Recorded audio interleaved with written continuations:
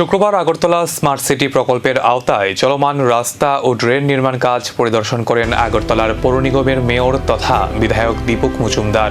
এই পরিদর্শনে তার সঙ্গে উপস্থিত ছিলেন স্মার্ট সিটি প্রকল্পের সংশ্লিষ্ট আধিকারিক এবং পৌর নিগমের অন্যান্য কর্মকর্তারা। বিভিন্ন এলাকায় গিয়ে নির্মাণ কাজের অগ্রগতি, কাজের গুণগত মান এবং নির্ধারিত সময়ে প্রকল্প সম্পন্ন করার বিষয়টি খতিয়ে দেখা হয়। পরিদর্শন চলাকালীন সংশ্লিষ্ট আধিকারিকদের প্রয়োজনীয় নির্দেশও দেন মেয়র। পাশাপাশি নাগরিকদের যাতায়াত ও নিকাশি ব্যবস্থার উন্নয়নে দ্রুত কাজ শেষ করার উপর গুরুত্ব আরোপ করা হয়। আগরতলা শহরে বৃষ্টির সময় যে জায়গাগুলিতে কিছুক্ষণ বেশিক্ষণ জল জমে থাকে তার এটাকে রিচার্জ করার জন্য বা বেল আউট করার জন্য আমাদের আগরতলা পৌরনিগম থেকে আমাদের সরকার তরফ থেকে কিছু সিদ্ধান্ত নেওয়া হয়েছিল। আগে থেকে 3টা এডিশনাল পাম্প বসানো হবে, যেটা আজকে এখানে যেন মধ্যপাড়া সেটা ফাইনাল সিদ্ধান্ত হয়ে গেছে। এখানে আমরা এই জায়গাটা বসাবো এবং পাইপলাইনটা কোন দিকে যাবে সেটাই নির্ণয় করার জন্য আজকে এখানে আমরা এসেছি।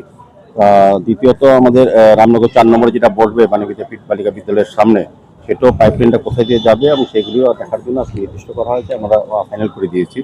আর আরেকটা বসবে সৎসঙ্গ কেআরটিসির এই কোনাটা যে জায়গাটা, সেটাও ফাইনাল করা হয়েছে। সার্বিকভাবে 3টি পাম্প বসানোর কাজ শুরু হয়ে গেছে অনেক জায়গাতে এবং পাইপলাইনগুলি এখন করা হবে। সেই কারণে আজকে আমরা ভিজিট করেছি। আমাদের কমিশনার সাহেব আছেন আমাদের সঙ্গে, আমাদের রত্নাদত্ত মহোদয় আছেন, জোনাল চেয়ারপারসন সেন্ট্রাল জোনে আছেন, আমাদের সিও সাহেব আছেন, স্মার্ট সিটির আমাদের টোটাল যিনি সিও এবং আর এডিশনাল কমিশনার আগরতলা মিউনিসিপাল কর্পোরেশনের উনিও আছেন এবং আমাদের সমস্ত super engineer, PW chief engineer ছিলেন, জল বোর্ডের ছিলেন চিফ ইঞ্জিনিয়ার এবং ইলেকট্রিকের কাজটা আগামীকালকের থেকেই বাকি পাইপলাইনের কাজটা শুরু করা।